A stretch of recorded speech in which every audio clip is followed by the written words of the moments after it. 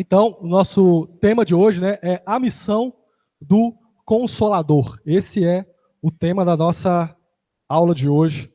Lembrando, né, contextualizando, não sei se vocês lembram, onde é que Jesus estava nesse momento, gente? Vocês lembram? Nós começamos lá no capítulo 13 e está indo agora até o 16, e os discípulos estão num contexto só. Eles estão sentados à mesa com Jesus, fazendo a última ceia com o mestre. Amém? Então é esse o contexto, para vocês entenderem, né, que é tudo uma construção, né? Falou ali. Então nós estamos falando sobre a missão do Consolador, né? E quem sabe quem é o Consolador aí? O Espírito Santo de Deus. Aleluias. E nós vamos começar então João 16, e nós vamos ler, pode passar o próximo, Agatha? Até o versículo 4. Então eu vou ler esse primeiro trecho. Vamos ler o primeiro trecho e depois a gente vai já discutindo, tá bom? Porque é um capítulo inteiro. Às vezes não vai nem assimilar tudo se a gente for falando de uma vez. Amém? Falo essas coisas para que vocês não se escandalizem. Então, lembrando, é Jesus sentado à mesa com os discípulos. Depois do que a pastora Carla já falou, né, no capítulo 15, nós terminamos falando sobre o quê? Quem lembra, semana passada? Falando sobre perseguição, lutas, dores. Né? Jesus profetizando a perseguição sobre a igreja.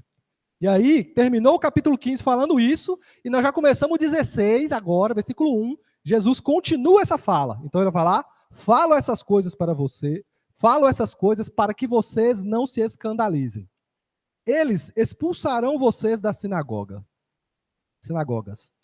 E até chegará a hora em que todos aqueles que os matar pensará que com isso está prestando um culto a Deus.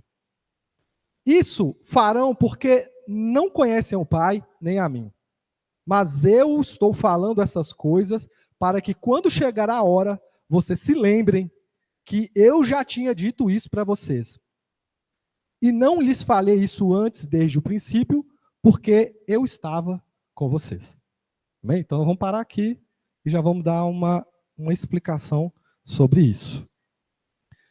Amém? Então, pode dar o próximo passo. Então, vamos focar no primeiro, nesse versículo 1, gente. Então, falo essas coisas para que vocês não se escandalizem. Pode passar? Então, na Bíblia, a ideia de escandalizar, né, está presente no original grego e se refere a causar um tropeço espiritual em alguém.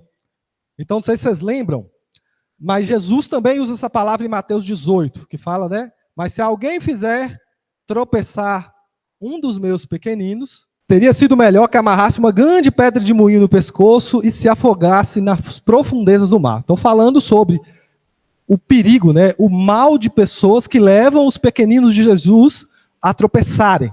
Então, esse tropeçar aí, de certa forma, é uma forma da pessoa meio que se desviar. A pessoa cair, né? A pessoa cair em algum tipo de pecado por algum tipo de desânimo.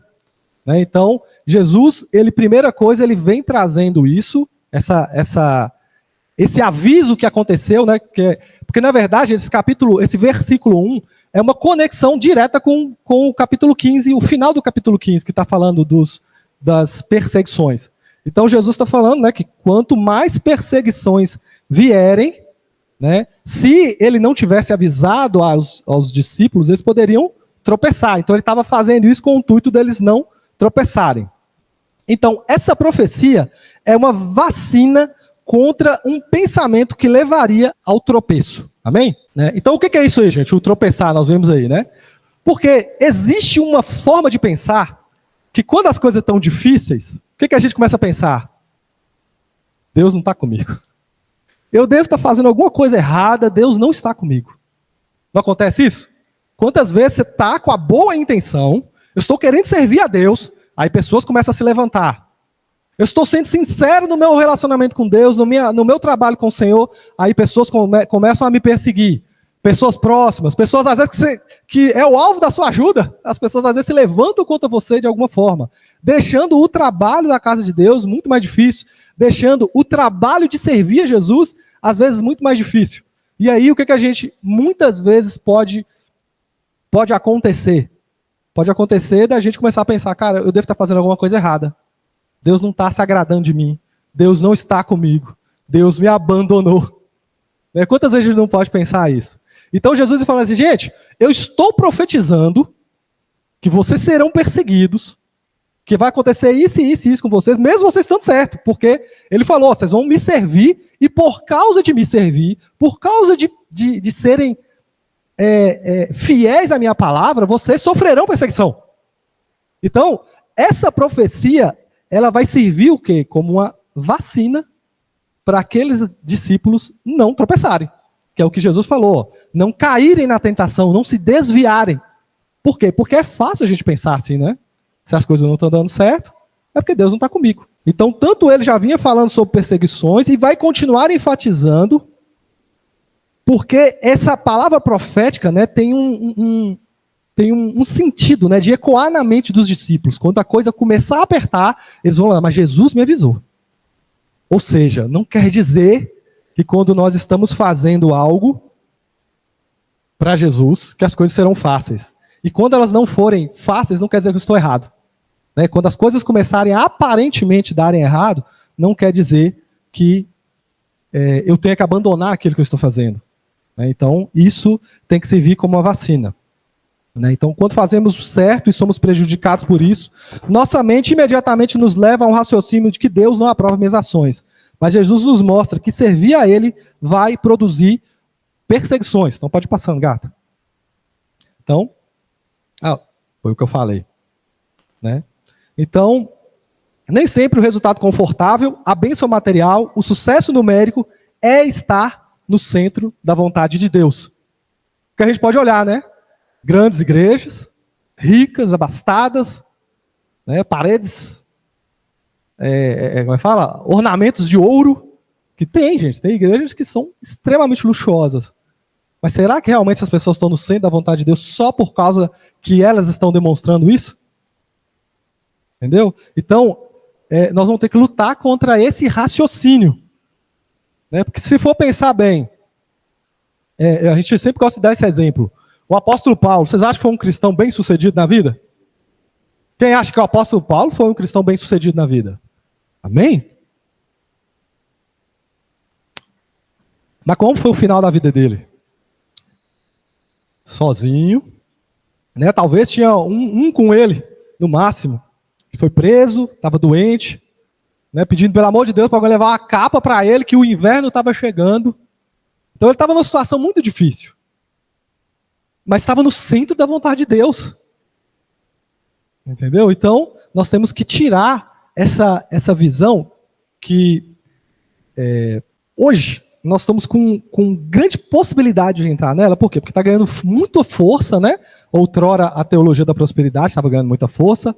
Hoje já tem uma teologia nova, a teologia coaching, né? O pessoal fala que, gente, em certa medida tem muita coisa boa ali, tem muita coisa que dá para se aproveitar daquilo, mas existe alguns representantes que exageram, que vai no extremo onde se eu fizer tudo certinho, a prosperidade vai bater ali na porta, vai dar gente, vai...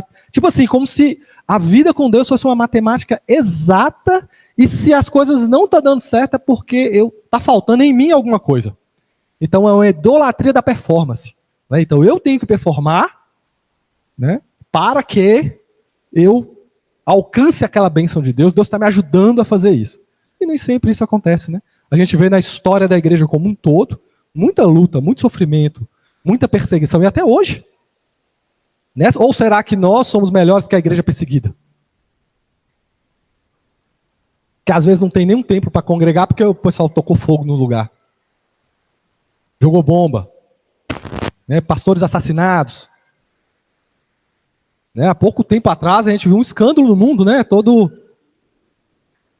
sei lá, dezenas e dezenas de cristãos sendo assassinados na beira da praia ali pelo Estado Islâmico. Invadiram um país, prenderam todos, criancinhas, adultos, mulheres. Eles foram trucidados. Será que realmente nós somos melhores que eles? Porque as coisas parecem estar dando mais certo para nós que para eles, Então, é um tipo de raciocínio. E voltando para a nossa vida, gente?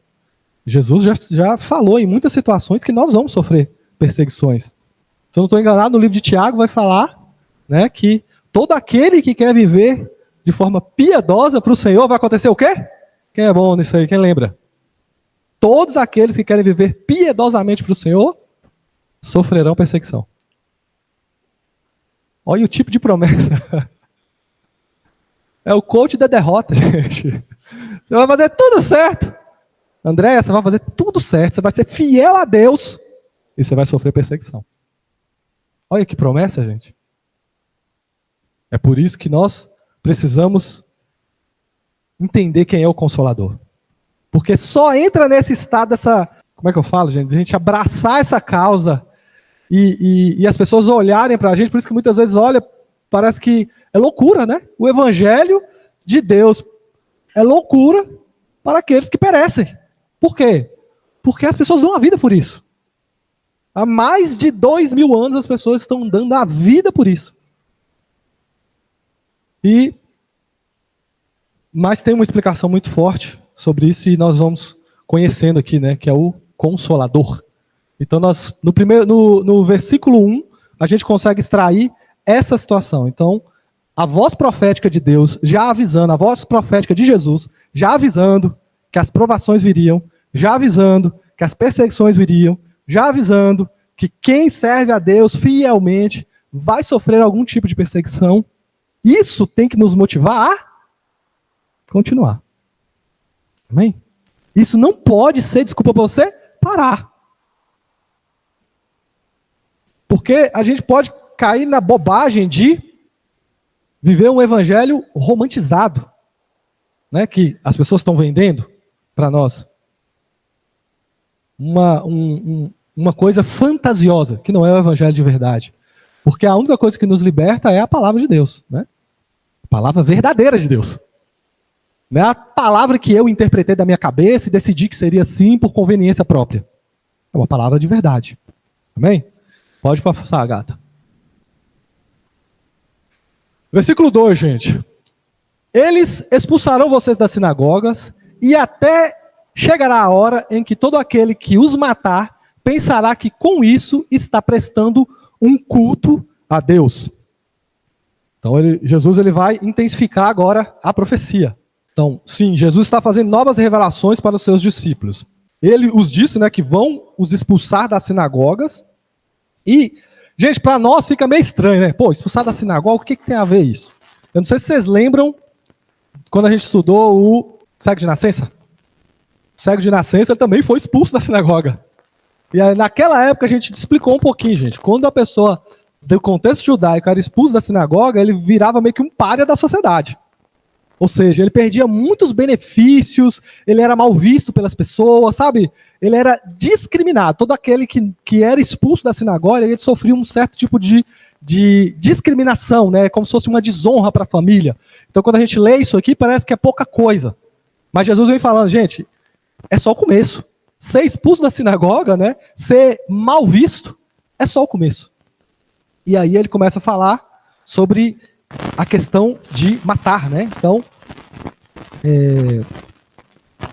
e mesmo fazendo essas crueldades, né? Então, mesmo matando, expulsando, essas pessoas pensarão que estão servindo a Deus. São novas revelações, mas são revelações poderosas com relação aos seus próprios seguidores. Quem seguir Jesus passará por provas. Jesus nunca ocultou essa verdade. Então, vai passando aí. Então, Jesus não esconde essa verdade dos seus amigos. Então, gente, aí eu vou falar um pouquinho sobre essa perseguição, sobre alguma perspectiva, né? Então, todos eles foram perseguidos. Então, eu estou falando aqui que é indiscutível a existência de Jesus na história, tá? Então, assim, alguém honestamente, intelectualmente honesto, ele não tem como negar que Jesus existiu. Ele pode não aceitar que Jesus é Deus, certo? Mas falar que Jesus não existiu, pela quantidade de documentos que existe, tem muito cara que eles aceitam que existiu, que tem muito menos documento que fala que ele existiu. Então há uma gama de documentos históricos, comprovados, passou por todos os critérios científicos dizendo que Jesus, os seus discípulos, tem documentos falando da execução de Paulo. Então aquelas pessoas, não tem como a gente tirar elas da história, né? Então existe um robusto conteúdo de documentos sobre esses homens, né? Tanto Jesus quanto os discípulos que estavam sentados à mesa, e documentos também que falam sobre o martírio desses homens, né? Então, eu queria falar sobre o martírio. Então, todas aquelas pessoas que foram sentadas à mesa, que receberam essa profecia, sofreram o martírio, com exceção de um. Mas o resto todos foram martirizados. Primeiro, Pedro foi crucificado de cabeça para baixo. Então ele seguiu a mesma pena de Jesus, crucificado. Mas o próprio Pedro pediu: eu não sou digno de ser crucificado como meu Senhor. E pediu para que a cruz fosse virada de cabeça para baixo. Forte isso, né, gente? André teria sido crucificado em uma cruz em forma de X, na Grécia. Então ele saiu em viagem missionária e o seu último destino foi a Grécia, onde ele foi crucificado em forma de cruz, numa cruz em X, perdão, forma de X. João, esse foi o único que não foi martirizado, mas foi preso na ilha de Patmos, onde ele escreveu o Apocalipse, e segundo a tradição, ele conseguiu voltar para Éfeso, onde ele encerrou a vida. A irmã Carol quer falar. Pode falar. Tem estudos aí, tem a tradição cristã que fala que ele foi martirizado, jogado em óleo quente, só que ele não morreu, por isso que ele foi para Patmos. Ele foi lançado em óleo fervente. Sim. E aí ele não sofreu dano nenhum, por isso que depois ele foi para Patmos, porque não tinha mais o que fazer com ele, tentaram martirizar. Não foi por falta de tentativa. Não foi, ele não foi martirizado. Ele não foi morto pelo martírio, mas ele foi lançado no óleo fervente, borbulhando, e ele saiu de lá intacto. Aí por isso ele foi lançado para Patmos. É isso que a tradição cristã judaica lá fala, né? Que aconteceu isso com ele. Aí depois ele foi para Patmos. Isso. Tiago, gente, o filho de Zebedeu, que é irmão de João, ele foi o primeiro apóstolo a ser martirizado. Teria sido decapitado por ordem de Herodes Agripa, o primeiro em Jerusalém, como retratado em Atos 12:2. Então, em Atos 12:2 vai falar de Tiago e o seu martírio. Tiago, filho de Alfeu, segundo a tradição, foi apedrejado até a morte por ordem do sumo sacerdote de Jerusalém. Tomé pregou o evangelho na Índia, onde, segundo a tradição, foi martirizado, traspassado por uma lança.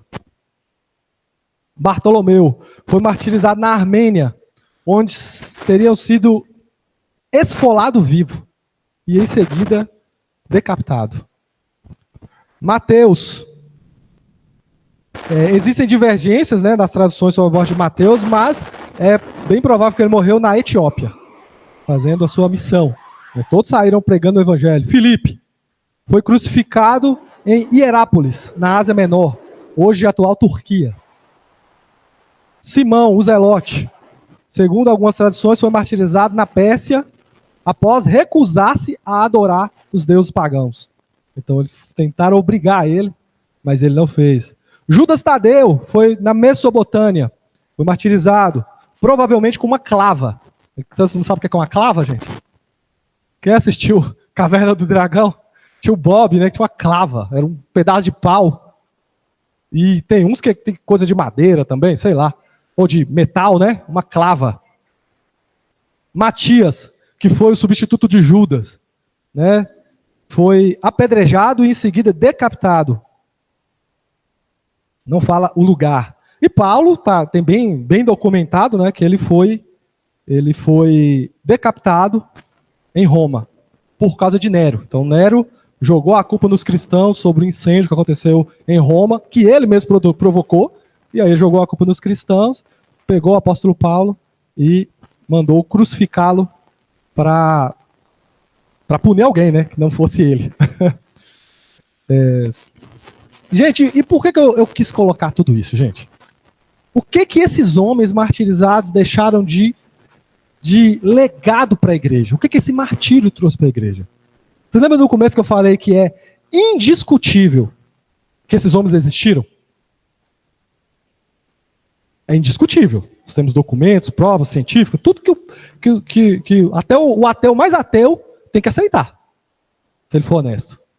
E esses homens aceitaram morrer dessa forma por dizer que Jesus Cristo ressuscitou. E uma dos argumentos apologéticos mais importantes que nós temos, gente, é isso, sabia? Porque você fala assim, cara, se esses caras existiram e aceitaram morrer assim, você acha que realmente esse tanto de homem ia morrer por causa de uma mentira? Quem é, gente, que se inventasse uma história? Jesus... Porque muita gente fala que eles inventaram a história, que Jesus não ressuscitou coisa nenhuma. Mas vocês acham que o cara ia aceitar ser esfolado vivo para sustentar uma mentira? Eles viram Jesus ressuscitado. E eles deram a vida por essa verdade. É só assim, gente, que a gente aceita. É só assim que a gente vai até o fim. Porque a própria palavra continua mostrando, né? Em Apocalipse vai falando várias vezes que coisas terríveis podem acontecer. Né? Não sabemos quando será a ascensão do anticristo. E como que vai ser isso, gente? A gente só ouve, a gente tenta imaginar, a gente sabe que serão dias terríveis. Que o próprio Jesus fala que se ele não abreviasse os tempos, nem os escolhidos dele iam aguentar. De tão difícil que será. Vocês entendem isso? Então, como que vocês acham que você pode suportar a tentação? Suportar a perseguição? Como que aqueles homens viram, gente, suportar a perseguição? Eles tinham certeza da fé deles, porque eles tocaram o Jesus ressuscitado. E nós também podemos tocar, gente. Nós podemos, através do Espírito Santo, ter essa convicção. Porque, se você for pensar bem, isso foram aqueles homens sentados à mesa que eu falei. Mas teve coisa muito pior que aconteceu com cristãos durante 300 anos, onde a perseguição foi mais intensa, né, do ano 33 até o ano 301, que Constantino foi e liberou o cristianismo como não deixou de ser crime, ser cristão. E aí a perseguição cessou um pouco. Mas durante 300 anos, pessoas morreram, os relatos históricos falam que dezenas de milhares de cristãos morreram por conta de Jesus. Por quê? Porque eles estavam tendo relacionamento diário com Jesus, através do Espírito Santo. E é assim, gente, que vence. É assim. Não vem... Eu estava conversando com uma pessoa que estava... eu estou fazendo minha rocinha e tal. E ele estava com medo do anticristo, dessas coisas. Estava tendo acesso a um homem mais idoso, fazia tempo. E ele estava tentando escapar com uma rocinha. Cara, você não vai escapar com a rocinha. Não tem jeito, ele vai te achar lá. Não é assim que resiste à tentação. Eu não vou deixar pôr o nome da besta em mim, não. Ele estava com medo do nome da besta. Eu falei, cara, não é assim, cara. Quando você vê seu filho sendo torturado, quando a coisa apertar de verdade, se você não estiver cheio do Espírito Santo, você não aguenta. É por isso que a gente tem que fazer, gente. E não adianta a gente querer correr atrás depois. Quando começar a chegar a hora... Porque tem gente que está sempre deixando a sua espiritualidade para amanhã. Ou amanhã eu começo um jejum, amanhã eu vou me dedicar a Deus. Depois que eu fizer aquilo, então eu estou sempre jogando lá para frente a minha vida com Deus. Gente, a vida com Deus é para ser vivida hoje. É para ser vivida agora. Amém? O que você plantar hoje vai servir de semente para você suportar lá na frente. Pode passar, gata? Nem sei onde é que parou mais. Continua. Então, só falando aqui, né, gente? Eu vou colocar aqui Atos. Eu vou colocar alguns martírios, né, que a gente viu aqui, só falar um pouquinho de como que eram, né? Então, Atos 7, de 57 a 60. Então, os líderes religiosos se enfureceram com a acusação de Estevão e rangiam os dentes. Mas Estevão, cheio do Espírito Santo, olhou firmemente para o céu e viu a glória de Deus. E viu Jesus em pé no lugar de honra à direita de Deus. Olhem, eu vejo os céus abertos e o Filho do Homem no lugar de honra à direita de Deus. Estevão foi um diácono, né? Eles taparam os ouvidos e aos gritos lançaram-se contra ele. arrastando-no para fora da cidade, começaram a apedrejá-lo. Seus acusadores tinham os mantos deixados aos pés de um jovem chamado Saulo. Enquanto atiravam as pedras, Estevão orou: Senhor Jesus, recebe o meu espírito. Então caiu de joelhos e gritou: Senhor, não culpe-os por este pecado. E com isso adormeceu.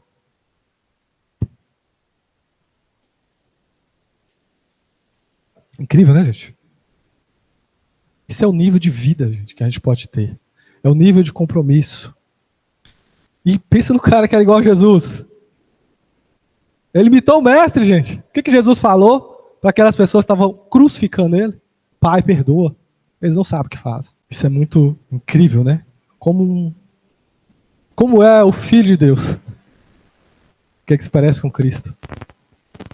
Gente, as pessoas estavam apedrejando, agredindo aquela pessoa. E isso tem que moldar o nosso coração, sabe? Porque tem muita gente jogando pedra na gente. Eu não tenho. Na internet, o cristianismo não tem sido atacado de tantas formas. Eu vi algumas entrevistas, perguntando, cara, o que você não é crente? Ou qual tipo de religião você nunca seria? Eu vi perguntando para um bando de estudantes nas faculdades, né? Ah, nunca seria evangélico, porque ali é um bando de hipócrita. Ali é não sei o quê. E foi jogando coisas horríveis para cima da gente. Pedras. E eu estou vendo um movimento, às vezes, de contrário, né? Que a gente, às vezes, tentando defender na mesma moeda. Tentando falar, mas vocês é um bando de torto, é um bando de podre, vocês vão morrer no inferno. Olha como um filho de Deus agiu. Pai, Senhor, não os culpe desse pecado. Gente, essa tem que ser a reação dos filhos de Deus.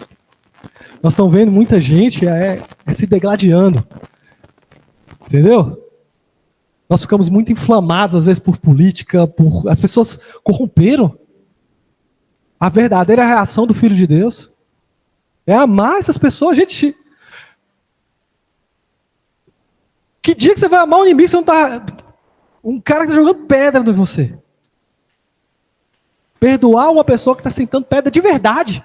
Você vai morrer ali, você está afligindo coisas horríveis em você. Às vezes a gente não aguenta um xingo.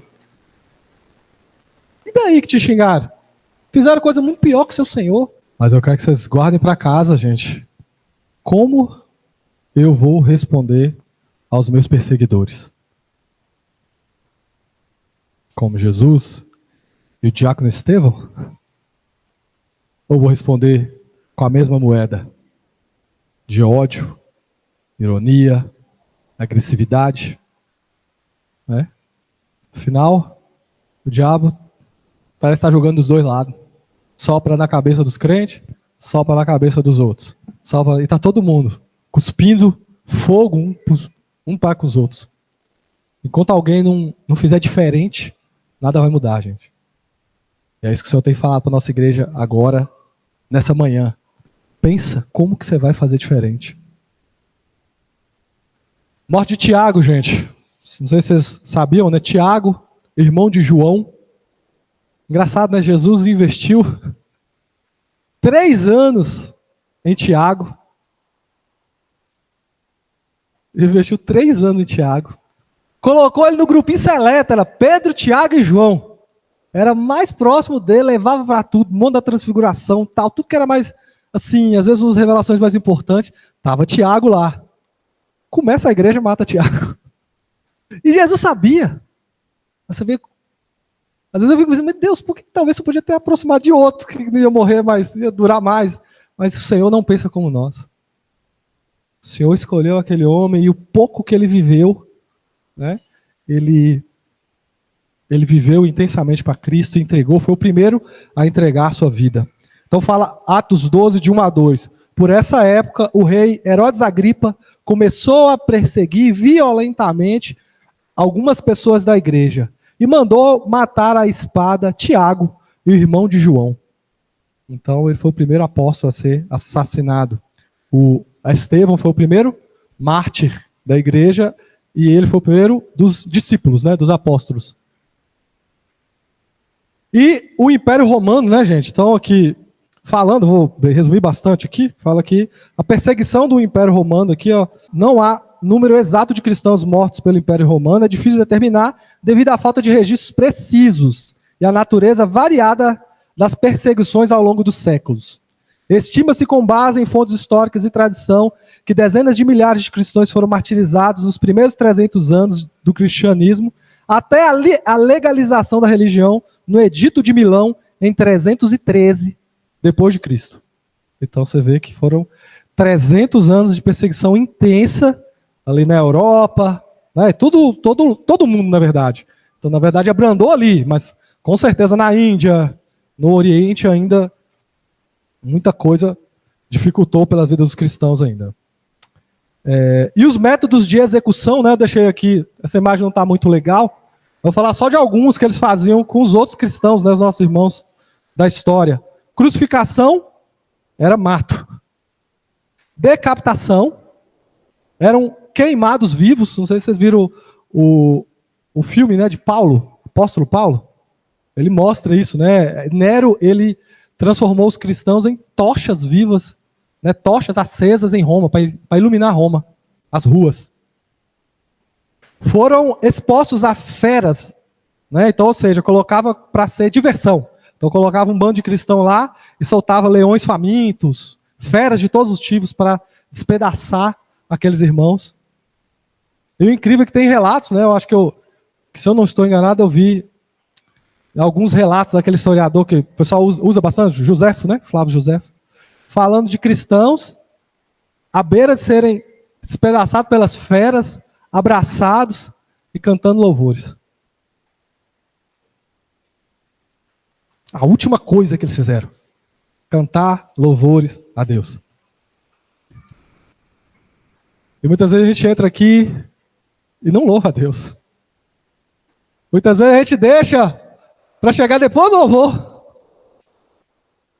E é um valor. A pessoa quis entregar a Deus, meu último suspiro vai ser uma canção ao Senhor.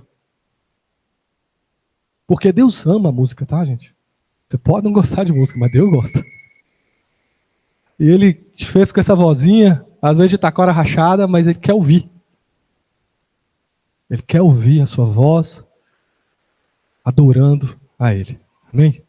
E assim muitos dos nossos irmãos foram mortos. Torturas e execuções públicas. E outra forma muito comum era afogamento, né? Então eles eram jogados ao mar para serem afogados, né? E o estranho disso, gente, também, né? Igual, além do que eu já falei, que isso, o martírio dos apóstolos trouxe para nós uma posição apologética, cara. Para mim é certeza. Uma certeza. Ninguém entregaria a vida por algo que não fosse de verdade. E esses dezenas de milhares de pessoas, o engraçado é que quanto mais cristão morria, mais cristão aparecia. Quanto mais perseguição tinha, mais parece que a igreja crescia, se fortalecia, avançava, porque as pessoas eram inspiradas por essas pessoas que entregavam a sua vida. Agora eu vou entregar também a minha vida pela causa, né? E tinha uma frase, né, que o sangue dos mártires é a semente da igreja. Então foi isso que foi uma frase que foi falada naquela época. Gente, e uma prova, isso também é uma prova da soberania de Deus. Amém? Por quê? Porque lá atrás, o que no verso aí está falando? Eles matavam, fazendo o quê? E chegará a hora em que todo aquele que os matar, pensará que com isso está fazendo o quê? Um serviço a Deus, está prestando um culto ao Senhor. E o nosso Deus é tão soberano, gente, que apesar que esses caras que estavam matando não estavam prestando um culto ao Senhor, mas aqueles que estavam morrendo estavam. Então, na soberania de Deus, ele foi adorado por aqueles irmãos. Deus, com certeza, recebeu aquela adoração do martírio como algo especial, né, de pessoas que amavam ele tanto ali, que entregaram a sua última adoração. Então, sim, Deus estava sendo cultuado, daquela forma. Não por aqueles que pensavam que estavam fazendo as coisas, mas por quem, né, por aqueles que estavam realmente se entregando. E hoje também, gente. Se você pensar, né, todas essas pessoas que hoje matam cristãos aí pelo mundo, eles acham que estão servindo a Deus. Né, o mundo muçulmano mais radical aí é os que mais matam, né? E eu vejo também o comunismo, às vezes, como um deus para aquelas pessoas, porque também, né, matam por causa disso. Ali é como se fosse uma religião para eles. E são os contextos onde os cristãos são mais assassinados. Né? Versículo 3 aqui, vamos passar rapidamente. Né? Isso farão porque não conhecem a mim, não conhecem ao Pai, nem a mim. Então Jesus começa a falar isso, né, gente? Então, primeira coisa que a gente entender é que... Ó, Carol vai falar, gente. Vai preparando lá. Primeira coisa que a gente tem que entender com esse relato de Jesus, né, que a ignorância é a causa. Então Jesus ele vem nos revelar por que esses caras fazem isso. Eles realmente estão enganados, eles são ignorantes, eles não conhecem a Deus, eles não conhecem a Jesus. E por isso eles fazem essa atrocidade. Então o derramamento de sangue é um efeito que nasce na ignorância. E eu gostaria muito que a igreja refletisse sobre essa questão dos martírios e dos sofrimentos. Alguma vez você já parou para pensar por que não é você que está lá no lugar dessas pessoas? Porque nós não somos melhores que eles, não. Por que não eu, Senhor? Às vezes acontece uma desgraça na vida da pessoa, por que eu, Jesus? Mas ela tem que se perguntar, por que não eu? Eu sou melhor do que eles? Aqueles que estão sendo lá hoje, gente, nesse momento, eu sempre falo para vocês, tem pessoas sendo martirizadas agora. Enquanto o povo, a igreja brasileira, porque essa liberdade, ela nos faz ser cegos. A gente tem tudo e não valoriza nada. Então, tem pessoas agora, nesse instante, que estão sendo martirizadas pelo nome de Jesus. E você, todo dia que eu levanto de manhã, eu paro e penso, eu falo, Senhor, como eu sou privilegiada. Eu levantei hoje aqui na minha cama, eu dormi numa cama confortável. Eu posso pegar minha Bíblia e sair por aí falando o nome de Jesus, que não vai acontecer nada comigo. A não ser isso que Diego falou. Vão falar mal. E daí, gente? A igreja está muito, muito melindrosa. E daí que está falando mal de você? A gente não precisa se levantar e brigar com os outros para defender o nome de Jesus, não. O nome de Jesus é suficiente. E às vezes a gente está preocupado com coisa boba. Ai, porque fulano vai me cancelar na internet porque eu falei do negócio de Jesus. E daí? Tem gente que está sacrificando a própria vida. A única coisa que ela sobrou dela foi a vida. Já queimaram a casa, já mataram os parentes, só tem a vida dela agora. E ela está entregando de forma alegre. E aí a igreja brasileira, como vive, a gente vive dentro de uma bolha dessa liberdade que a gente pode fazer o que quer, você não sacrifica nem uma madrugada para orar. Como é que o dia que o anticristo vier, você não vai negar Jesus? Você não negou 2 horas no celular, que você ficou o dia inteirinho no celular, você não teve coragem de ler a Bíblia nem de orar? Como é que você tem a cara de pau de falar que na hora de colocar uma arma na sua cabeça, você não vai negar Jesus? Se você diariamente nega em todas as suas atitudes. Você não tem coragem de levantar uma madrugada, porque seu sono é mais precioso. Você não pode orar. A igreja brasileira está dormindo. Infelizmente, é fato, a igreja brasileira está dormindo e a gente precisa acordar, porque o tempo se aproxima. O número de cristãos aumenta em quantidade, mas em qualidade nada muda. E tem mártires pelo mundo afora que a gente não sabe. Tem lugares lá, muçulmanos, que o Diego falou agora, pessoas martirizadas.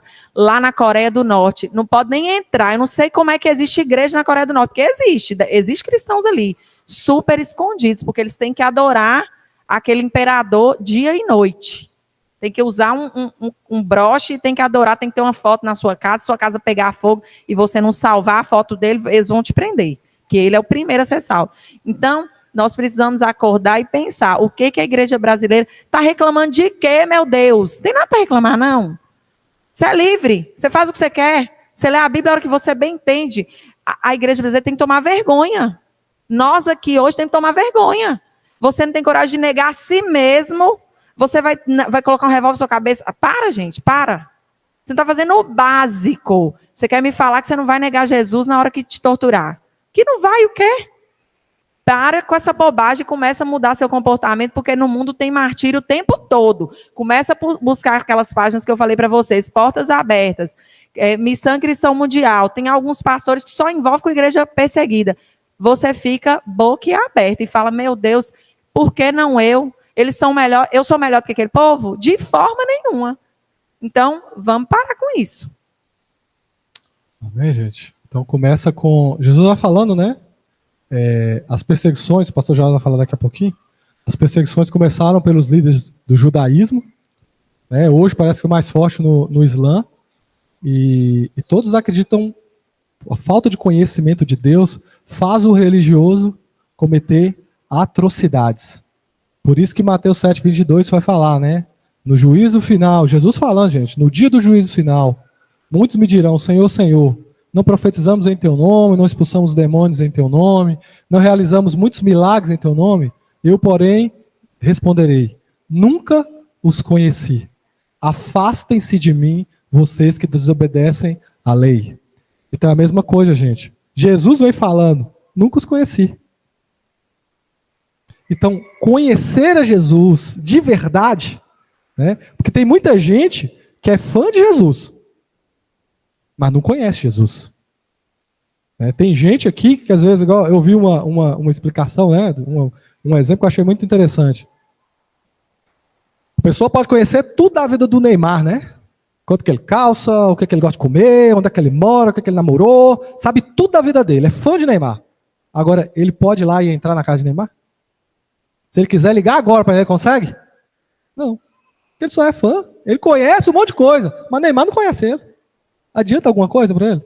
Mesmo assim, gente, tem muita gente que é fã de Jesus, mas na verdade nunca se dignou a ter uma vida de intimidade com Jesus, de Jesus conhecer você, de ter essa troca que vai fazer com que a gente não entre nesse erro grosseiro que os religiosos cometem, gente. E eu falo que não é só os judeus, nem os islãs. Muitas vezes os cristãos cometeram atrocidades dizendo que estavam servindo a Deus, buscando servir ao Senhor. Então, um religioso sem intimidade pode fazer coisas horrendas e nocivas para a humanidade. Então, você tem que abandonar a religiosidade da sua vida e começar a ter uma vida real com Jesus. Todos os dias. Comece a questionar, gente. Uns anos atrás eu fiz isso na minha vida. Comecei a questionar, meu Deus, será que eu sou um religioso? Meu Deus, será que as coisas que eu fiz eu estou recebendo, será que eu sou de verdade? E você tem que começar a cavar dentro de você mesmo para entender se realmente você ama Jesus, se realmente a sua intenção do que você está fazendo é uma intenção pura, é algo que vai realmente produzir coisas de verdade. Porque senão a gente trabalha um monte, né? Igual essas pessoas. Profetizaram, expulsaram demônio, fizeram um montão de coisa, mas eu não te conheço. Jesus falou, eu não te conheço. Porque é algo mais profundo. Pode falar, pastor. Aleluia. Quando nós olhamos assim, que esses nossos antepassados, os apóstolos, sofreram, mas eles tinham conhecimento que a luta deles não era contra a carne e o sangue, não era contra a pessoa, mas contra um sistema. A palavra de Deus diz que o nosso adversário anda bramando como o leão, buscando a quem tragar.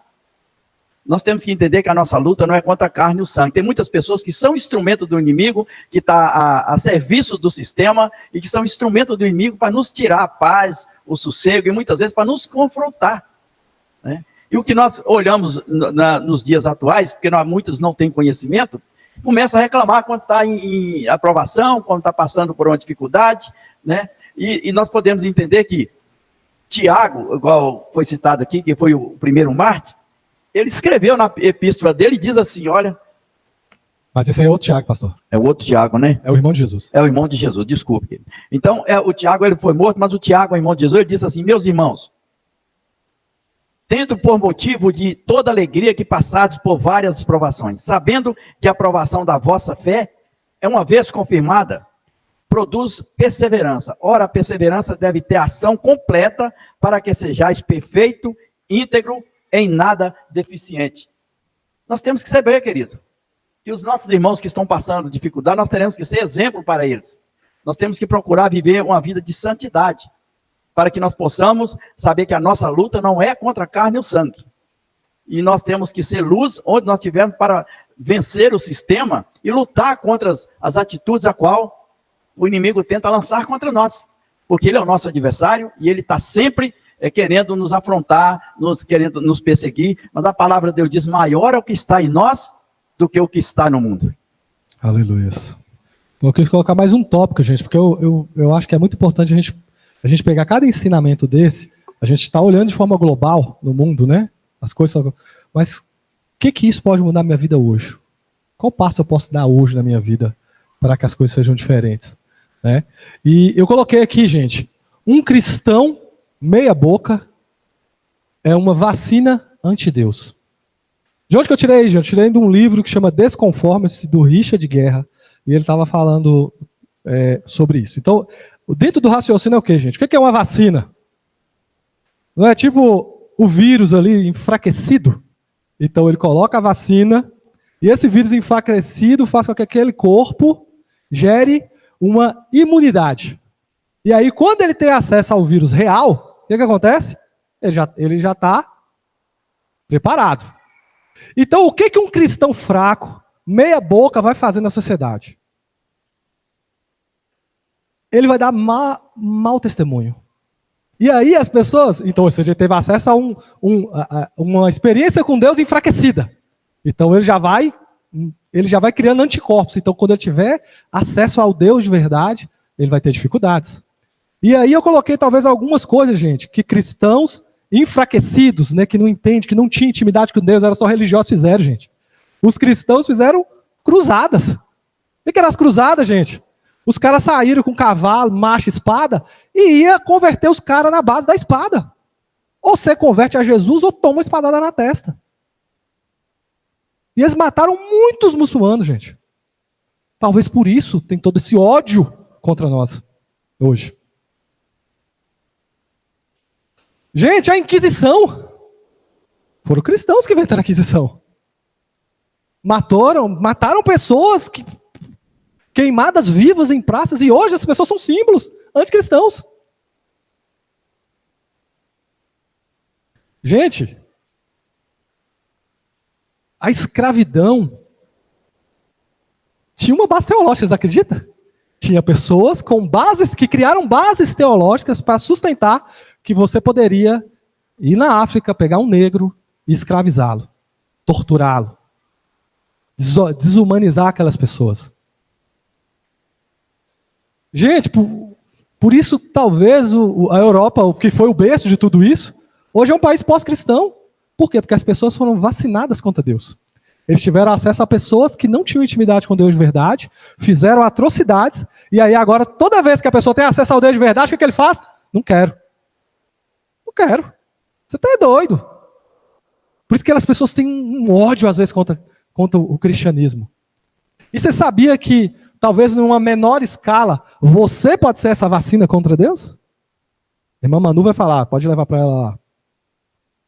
Você sabia, gente, que numa menor escala, o dia que você está lá na sua sala, no seu trabalho, na sua escola, e você dá um mau testemunho, você vive como um mundano, você você participa de fofocas para prejudicar os outros, mas é crente? Mas como assim? Quando você é desonesto nos seus negócios, então as pessoas estão tendo acesso a você, um cristão, pequeno Cristo, enfraquecido. Então ele vai começar a fazer o quê? Criar anticorpos, né, na nossa metáfora, contra o Cristo de verdade. Então quando ele tiver acesso ao Cristo de verdade, ele não quer mais. Manu. E você pode pegar, por exemplo, se você for na nossa queridíssima Unimonte, se você for fazer uma pesquisa lá de quantas pessoas, do que as pessoas acham dos cristãos, eles vão falar horrores da gente, vão falar que a gente é imundo, que a gente é hipócrita, que a gente é lixo, que a gente... E fala mal mesmo. Já olharam na minha cara falando que eu era falsa, porque... que não sei o que você é cristã, que isso, que não sei o que, não sei o que lá. E aí, enquanto isso, alguns colegas meus me defendendo, colegas que não são cristãos, falando assim, você não conhece ela de verdade. Ela não é assim. Enquanto as pessoas, não, mas ela é cristã? Mas ela se diz cristã e você sabe esse jeito cristão, que não sei o quê. Gente, e eu tentando ali o tempo todo, não é assim que acontece. Quantas vezes você vai numa sala de aula da nossa queridíssima Unimontes e os professores tacando pau no evangelho, os próprios professores falando mal horrores do evangelho, de Jesus, de Deus. E aí, se você citar o nome de alguma outra religião, o povo tá com pau em você. Fala assim, não, mas não é você que é cristã, você não pode ficar falando mal dos outros, mas você pode falar muito bem mal da minha religião na minha cara, numa sala lotada de alunos, espalhando mentiras. Ah, sim, entendi. Muito, nem um pouco hipócrita isso. Então, é assustador, porque já chegaram colegas meus falando assim, nossa, Manu, para mim e para uma outra colega minha, numa sala de 25 pessoas, 2 eram cristãs, 2 são cristãs, numa sala de 25 pessoas. E aí as pessoas viraram para mim e para minha colega Michele, que também é cristã, falou assim, nossa, a gente realmente não tinha essa imagem de vocês, porque vocês, desde o primeiro momento, se diziam cristãs, e a gente começou a já ter um preconceito, já ter um pé atrás, porque a gente tem uma imagem diferente. E eu falando assim, gente, não é assim que as coisas funcionam. E eu todos os dias, o tempo todo, você tendo que reafirmar a sua fé, reafirmar a forma como Jesus ensinou o evangelho verdadeiro para o cristão de verdade. É o tempo inteiro. E as pessoas te olham torto, as pessoas evitam falar com você. Os professores, já teve professora minha que me ignorou. E quando eu falava sobre o evangelho de Cristo, e ela fala, não, que não foi assim, não. Foi assim, sim, senhora, tá aqui, ó, deixa eu te mostrar que existem estudos falando sobre isso. E me ignorando em sala de aula. Parece que vivem dentro de uma bolha. É assustador, gente, é assustador. Professor que pega rixa comigo e com a minha outra colega, porque eles vão falar mal de Jesus, eles vão falar mal de Deus, eles vão falar que o evangelho é uma mentira. Mas deixa eu falar para eles que a macumbaria é mentira, que eles estão no caminho errado, para eles verem o que acontece comigo. Eu sou intolerante. Exatamente, eu me torno uma intolerante religiosa dentro da faculdade, as pessoas começam a me perseguir mais ainda e pronto, sou excomungada. Verdade, gente. E isso nós estamos falando, assim, para quem não sabe, é uma jovem que batizou anteontem e já está sofrendo tanta retaliação, tanta perseguição, porque agora você é uma missionária lá dentro.